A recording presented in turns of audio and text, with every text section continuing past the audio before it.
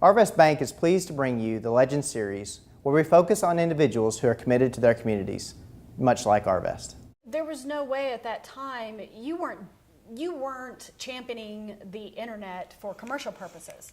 At that point, there was no commercial use. That. No, it was simply academic institutions for research, for schools for educational purposes, and for public libraries, again, to establish databases and assemblages of public information about their communities.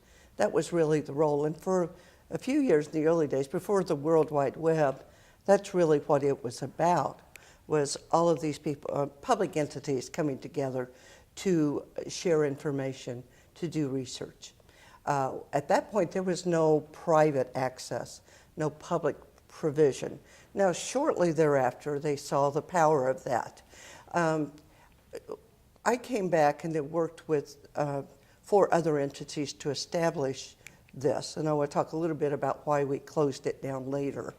Yeah, because some people may recall it was called Ozarks Regional Information Online Network. That's right. And so what was different about it was that you were able to provide internet access directly into homes. You didn't have to go to the library to access the databases, the information. It was 100% text-based. What were some of the challenges as you were managing this and managing a board and managing the staff that went into providing this access?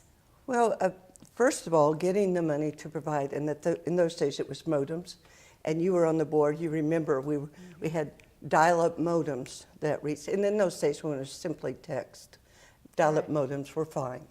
And then accessing the internet, and because of MoreNet and state funding to schools and public libraries, we were able to pay for those connections.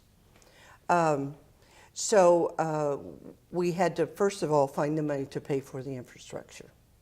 And the first person I went to, of course, was Tom Finney at the city. Kay Logston was a communications person who understood right away and was kind of the funnel through which now, I communicated with them. What was the city's motivation for getting behind it? Well, I think communication and providing information, a lot of this, Mary Ellen, just went on faith. It's really amazing that nobody really understood in those days what it could be.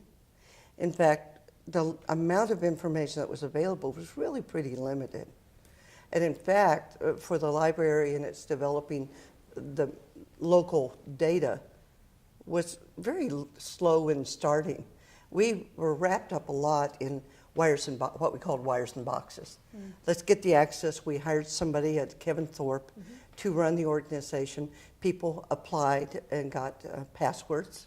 Mine was Annie@Orion.org. Mary Ellen, you had one. You were on the board shortly after that time. But Tom in the city came on very quickly, mostly because of Kay Logston, who was communications manager. Mr. Swift, who was the president at St. John's, now Mercy, amazingly said yes, he wanted to be a part and gave money to do that. Springfield Public Schools were on board, and